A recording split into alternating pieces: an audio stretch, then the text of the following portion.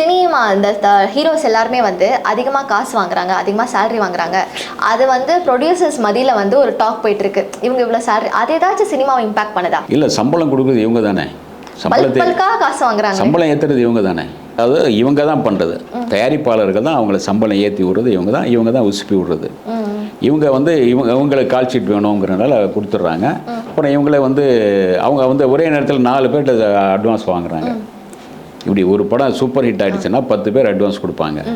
அவங்க 10 படத்துக்கு எப்படி கால் ஷீட்டை ஒதுக்க முடியும்? 10 பேரும் கதை சொல்லி ஆகணும், ஒவ்வொரு கதையாக தான் இது பண்ண முடியும். அப்புறம் என்ன ஆகும், இவங்க இது எனக்கு கால் ஷீட் தரலன்னு இவர் பிரச்சனை பண்ணுறோம், அவருக்கு எனக்கு தரலன்னு அவர் பிரச்சனை பண்ணுவார். எங்கே அழுங்க அது முடியட்டும் அப்படிம்பாங்க. இவர் நடித்து அதுக்கு அடுத்து ஒரு படம் ஓடலைன்னா உடனே சார் என் பொண்ணு கல்யாணம் வச்சுருங்க சார், அந்த அட்வான்ஸ் திருப்பி கொடுத்தீங்கன்னா நல்லாயிருக்கும் சார் அப்படின்னு. இது முரளி சொன்னார் என்கிட்ட, இறந்து போன முரளி சொன்னார். சவிதா சார் நான் என்ன பண்ணுறது தெரியல, நான் ஃபோனில் ஒரு முறை ஃபோன் பண்ணால் குரல் மாற்றி இவரே பேசினார். சார் இப்போ தான் வந்து இது போனார் அப்படின்னு. சார் எனக்கு தெரியும், சொல்லுங்கள் முரளி சார் அப்படின்னேன். அப்புறம் வந்து நேரில் பேசும்போது, இல்லை சவிதா சார் அட்வான்ஸ் ஒரு போன படம் நல்லா ஓடிடுச்சு, ஒரு 20 பேர் அட்வான்ஸ் கொடுத்துட்டாங்க. இப்போ டெய்லி வந்து ஃபோன் பண்ணி சார் என் பொண்ணு கல்யாணம் வச்சுருக்கேன், எனக்கு அட்வான்ஸ் கொடுங்க, என் பையன் ஸ்கூலில் சேர்க்கணும், அட்வான்ஸை திருப்பி கொடுங்க. ஒவ்வொருத்தருக்கு நான் என்ன பண்ணுறது, வாங்கி நான் செலவு பண்ணிட்டேன், இதெல்லாம் பண்ணிட்டேன், எப்படி தர்றது? அதனால தான் குரல் மாற்றி பேசினேன் அப்படின்றார். இது வந்து இதுதான் நிஜம், யதார்த்தம். இதை வந்து இவங்க கொண்டு போய் கொடுத்துட்றாங்க, இவங்க மாட்டிக்கிறாங்க. இதான் கார்த்திக் கூட சொல்லிட்டு தான், அதுதான் கால் ஷீட். நீங்கள் சம்பளம் ஒரு படம் ஓடனோம்னா கொடுத்துறீங்க, சரியான கதை சொன்னால் தானே போயிட்டு. இப்போ வர படங்கள் அவங்கெல்லாம் எடுக்கிற படங்கள் எப்படி இருக்குன்னா, கதைக்கு பதிலா நான் பெரிய பெரிய ஆட்களை வச்சு எடுக்கிறேன், அந்த மாதிரி எடுத்தா ஓடிடுமோ அப்படின்ற ஒரு மதில. அது ஒரு ஓப்பனிங் இருக்குல்ல, ஒரு ஓப்பனிங் இருக்கு, அதனால வந்து எப்படியாவது பிஸ்னஸ் ஆகிடும், ஓப்பனிங் இருக்கு, கொஞ்சம் சமாளிச்சிடலாம் அப்படிமா. அதில் ஒரு நல்ல ஏதாச்சும் ஒரு சீன். அதாவது இன்னைக்கு வந்து படங்கிறது கதையும் கிடையாது, இன்னைக்கு கதை சொல்றது கிடையாது. 8 சீன் வேணும், 8 சீன் பிடிங்க அப்படிம்பாங்க. முதல் இன்ட்ரோல் வரைக்கும் 4 சீன், அதுக்கு பிறகு அடுத்து ஒரு 4 சீன், அவ்வளோதான். அந்த 4 சீனும் கொஞ்சம் கெத்தாக இருக்கணும், பார்க்க வைக்கணும், அவ்வளோதான் போகிறோம். நீங்கள் புஷ்பா படுங்க, அதுதான் புஷ்பா 2 பாருங்கள், அதுதான். வேறு கதையெல்லாம் கிடையாது, அது அந்த சீன் தான். இந்த சீன் இந்த சீன் ஓகே அவள் முடிஞ்சது. இப்படி தான் இருக்குது இன்றைக்கி கதை. அதனால் வந்து இவங்க வந்து இந்த பேட்டர்னில் போகிறாங்க. சில பேர் அதை கரெக்டாக பண்ணுறாங்க, சில பேர் அதை சொதப்பிடுறாங்க. என்னென்னா இவங்க வந்து நிறைய கதைகள் இருக்குது, நாவல்கள் படித்து வாங்கி பண்ணும்போது நல்ல கதைகள் வரும். ஒரே மற்ற படங்கள் பார்த்து நீங்கள் பண்ணிங்கன்னா ஒன்றும் பண்ண முடியாது. கரெக்ட், அதுதான். அப்புறம் இப்போ ஓடிடி நிறைய படங்கள்லாம் வந்து இப்போ இந்த பிவிஆர் சினிமா கூட ஒரு படத்தை வந்து இது பண்ணிட்டாங்க, நாங்கள் வந்து சினிமாலெல்லாம் வந்து தேட்டரில் ரிலீஸ் பண்ண மாட்டோம், அதனால சொல்லிட்டு ஓடிடியில் ரிலீஸ் பண்ணாங்க.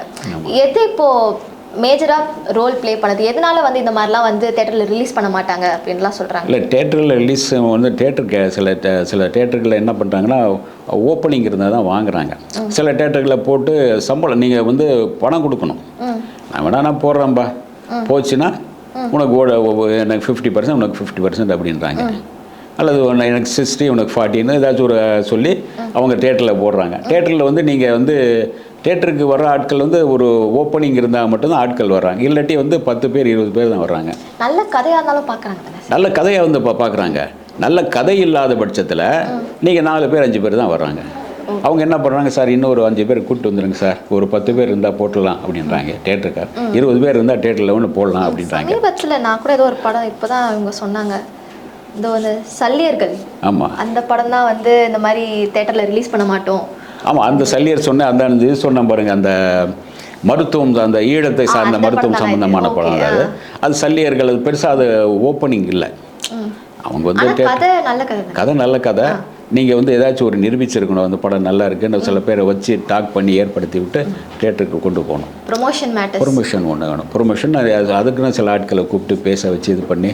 இப்போது அதுதான் உங்களுக்கு அந்த இப்போது மாயபிம்பம்னு ஒரு படம் வந்துச்சு பாருங்கள், அதுக்கு அதை பற்றி ஒரு ப்ரொமோஷன் வரதுக்கு முன்னே படத்தை பற்றி நிறைய பேர் பார்த்து பேசினாங்க. அது ஓரளவு வந்து தேட்டரில் கொஞ்சம் வந்துச்சு, தேட்டரில் எட்டி பார்த்துச்சு. அதுக்கு பிறகு பார்த்தா இப்போ ஓடிடிக்கு போயிடும் வைங்க. அதுதான் நீங்கள் ஏதாச்சும் அதை பற்றி ஒரு எதிர்பார்ப்பு ஏற்படுத்தணும். இப்போ மரியான் படம் ஹீரோயின் இருக்காங்க பார்த்தீங்களா, பார்வதி. அவங்களோட ஃபர்ஸ்ட் டெபியூட் படமே வந்து தமிழில் வந்து பார்த்தீங்கன்னா இதுதான் சொல்லியிருந்தாங்க, இந்த படம் தான் எனக்கு மரியான் படம் தான் வந்து பெஸ்ட். அதில் வந்து அவங்க வந்து இப்போ ரீசெண்ட் டைம்ஸில் ஏதோ ஒரு வீடியோ எடுத்து போட்டிருந்தாங்க, ஒரு பர்சனல் எக்ஸ்பீரியன்ஸ் அந்த படத்தில் வந்து இது பண்ண ஒரு ஷார்ட்டு. அந்த ஷார்ட்டில் வந்து ஃபுல் அண்ட் ஃபுல் அதை கடலில் ஃபுல்லாக ஈரமாக இருக்க மாதிரி ஃபுல்லாக நினச்சிட்டு தனுஷோட ரொமான்ஸ் பண்ணுற ஷார்ட் அது. அந்த ஷார்ட்டில் வந்து எனக்கு அப்போ பீரியட்ஸ் வேறு. அங்கே எனக்கு வந்து சப்போர்ட் பண்ண எந்த ஒரு ஃபீமேல் ஆர்டிஸ்ட்டும் யாரும் இல்லை, பக்கத்தில் எதுவுமே இல்லை, ஒரு 2-3 பேர் தான் இருந்தாங்க. அப்படி இருக்கும்போது நான் வந்து ஹோட்டல் போய் ட்ரெஸ் சேஞ்ச் பண்ணிட்டு வந்துடுறேன் அப்படின்னு சொல்லும்போது கூட எனக்கு அந்த ஒரு டைம் கொடுக்கல. ஃபுல் அண்ட் ஃபுல் வந்து ஜென்ஸ் தான் இருந்தாங்க. அந்த ஒரு ஸ்பேஸ் இல்லை, எனக்கான ஒரு ஸ்பேஸ் இல்லை அப்படின்ற மாதிரி சொல்கிறாங்க.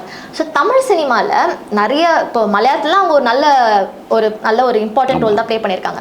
ஸோ தமிழ் சினிமாவில் அவங்க டெபியூட் பண்ண வந்திருக்காங்க. ஸோ அப்படி பண்ணும்போது அவங்களுக்கான அந்த ஸ்பேஸ் ஏன் அப்படி கொடுக்காம இல்லை, அந்த டைரக்டர் இவர் நினைக்கிறேன், இந்த ஹிந்திக்காரர் தான் டைரக்டர் நினைக்கிறேன். அவர் ஒரு மாதிரியான ஆள் தான் அவர். ஓகே, அதையும் ரசிச்சு பார்க்கணும். ஒரு ஆட்கள்லாம் சில பேர் இருப்பாங்களா, அந்த மாதிரியான அவர் ஒரு மாதிரியான ஆள் பெருசாக இல்லை. அவர் வந்து டைரக்டர்கிட்ட சொல்லி போகலாம், எனக்கு இந்த மாதிரி அப்படின்னு போகலாம். இல்லை நான் போய் ஹோட்டலுக்கு போய் ட்ரெஸ் மாற்றிட்டு வரேன் அப்படின்னா அவங்க தெரியாது இந்த மாதிரி சூழல் அப்படின்னா. மேக்கப் மேன் இவங்கெல்லாம் இருப்பாங்க, யாரும் சொல்லிட்டு போகலாம், அது ஒன்றும் இது கிடையாது. சில பேர் புரிஞ்சிக்குவான், சிலது ஹீரோக்கிட்ட சொல்லணும் இந்த மாதிரி அப்படின்னா ஓகேன்னு. சில இடங்களில் ஹீரோ சொன்னாலே நடக்கும். ஆமாம், ஒரு சில பெரிய ஹீரோ சொன்னாலே வந்து இப்போ அங்கே தனுஷ் சொன்னால் ஓகே, போயிட்டு வந்துரு, ஓகே ஓகே ஓகே அப்படிம்பாங்க. அதுதான் நீங்கள் வந்து நீங்களாக நினச்சிட்டு எதுவும் பண்ண முடியாது. அவங்க அந்த இம்ப்ரெஷனை சொல்கிறாங்க. நான் செட்லேயே வந்து எல்லாருக்கும் நான் கத்தி சொன்னேன், அப்போ தான் வந்து என்னை விட்டாங்க. ஆமாம், அது கத்தி சொல்ல தேவையில்லை. நீங்கள் ஹீரோக்கிட்ட போயிட்டு சார் இந்த மாதிரி எனக்கு கொஞ்சம் போயிட்டு சரி ஓகே ஓகே போயிட்டு வாங்க அப்படிம்பாங்க. வேணான்னு சொல்ல போகிறதில்ல. நீங்கள் கத்தி சொல்கிறதுக்கு முன்னாடி அவங்களா அனுப்புவோம், நீங்கள் சொன்ன உடனே அனுப்பணுங்கிறது. அவங்க வந்து அன்றைக்கி இந்த சீன் முடிச்சிடலான்னு பார்ப்பாங்க. இந்த மறுநாள் கொஞ்சம் லேட் ஆச்சுன்னா அது எக்ஸ்ட்ரா செலவாகும். ஒரு 6 மணிக்கு மேலே போச்சுன்னா பேட்டா தர வேண்டியது அத்தனை பேருக்கும். அது கரெக்ட் சார். பட் இது வந்து ஒரு முக்கியமான விஷயம். நீங்கள் யார்கிட்ட சொல்லி இது பண்ணணும்னு ஒரு ஐடியா இருக்கு இல்லையா, அதான் நான் சொன்னேன். ஹீரோகிட்ட சொல்லும்போது இதாக இருக்கும். முன்னெல்லாம் நாங்கள் ஒரு ஷூட்டிங்கில் போயிட்டு பேட்டி எடுக்கிறோன்னா ஹீரோவை பிடிச்சிருவோம். சார் ஹீரோயின்கிட்ட சொல்லுங்கள் அப்படின்னா உடனே ஓகேன்னு. ஹீரோவை விட்டுட்டு நீங்கள் ஹீரோயின்கிட்ட போய் ஓகே வாங்கிட்டு நீங்கள் பேச ஆரம்பிச்சு அவங்க விட மாட்டாங்க. ஏதாச்சும் ஒரு இது பண்ணி சார் ஷூட்டிங்காக என்ன சார் அப்படின்ட்டாங்கன்னு அவ்வளோதான். அதனால் அந்தந்த இடம் பொருள் ஏவல்னு இருக்கு இல்லையா, யார்கிட்ட எப்படி சொல்லி பண்ணணும்னு இருக்குது, அதுதான். ஆனாலுமே வந்து இப்போது நிறையா ஹீரோயின்ஸ் வந்து அவங்களோட ஃபிலிம்ஸ் இது பண்ணாலுமே ஐஸ்வர்யா ராஜேஷ் அவங்க வந்து ஏதோ ஒரு ஃபோட்டோகிராஃபி அந்த சினித்துறையில் வரதுக்கு முன்னாடி வரும்போது வந்து இந்த ஃபோட்டோகிராஃபி அந்த இதெல்லாம் இருக்கும் பார்த்தீங்களா, அந்த டெஸ்ட் பண்ணுவாங்கல்ல ஃபோட்டோகிராஃபி, மேக்கப் செட், அந்த மாதிரி பண்ணும்போது கூட வந்து ஒருத்தவங்க எங்கிட்ட தப்பாக நடந்துக்க ட்ரை பண்ணாங்க அப்படின்ற மாதிரிலாம் வந்து ஒரு டாக் மாதிரி ஒரு சொன்னாங்க அப்படின்ட்டு. ஸோ இது எல்லா டைமும் இது நடந்துகிட்டே தான் இருக்குமா? எல்லா இடத்துலையும் இருக்குங்க, எல்லா ஆஃபீஸ்லையும் இருக்குது, எல்லா இடத்துலையும் இருக்குது. சாதாரண ஆட்டோவில் கூட இருக்குது. ஆட்டோவில் போட்டு ரெகுலராக வர்றாங்களா, அவர் கூட கைப்பிடிச்சு கொஞ்சம் பார்க்கலாமே, நல்லதான் பேசுகிறாங்களே அப்படின்னு அவர் நினைக்கலாம். அது நினைக்கிறது தான் உண்டு. அந்த இடத்துல நான் வேறு அப்படிங்கிறது அது போக போக போக ஃபஸ்ட்டாக புதுசாக வரும்போது இவங்க கொஞ்சம் புதுசு தானே, நம்ம சொன்னாலாம் கேட்பாங்கங்கிற மாதிரி சொல்லுவாங்க. அதுதான் நினைக்கிறது. எந்த இடத்துலையும் ஆனால் முடியாது, இதுக்கெல்லாம் அட்ஜஸ்ட்மெண்ட்ன்ற ஒரு விஷயத்துக்கு நான் வரமாட்டேன் அப்படின்னு சொல்லிட்டு அதை ஃபோர்ஸ் பண்ணி யாரும் பண்ணுற மாதிரி இல்லை. அந்த இடத்துல வந்து புதுசாக வரும்போது இந்த மாதிரி எல்லாம் இருக்கும். அதை நீங்கள் தாண்டி தான் வந்தாகணும். சினிமாங்கிறது உங்களுக்கு மேலே ஒரு பெரிய லைட் வந்து விழுணும் அப்படின்னா அதுக்கான சில இது உண்டு. இதை வந்து நீங்கள் அட்ஜஸ்ட் பண்ணுறது இல்லை, அதை எப்படி நாசூக்காக எப்படி தவிர்த்துட்டு போகிறதுங்கிறதா. Okay sir, okay sir.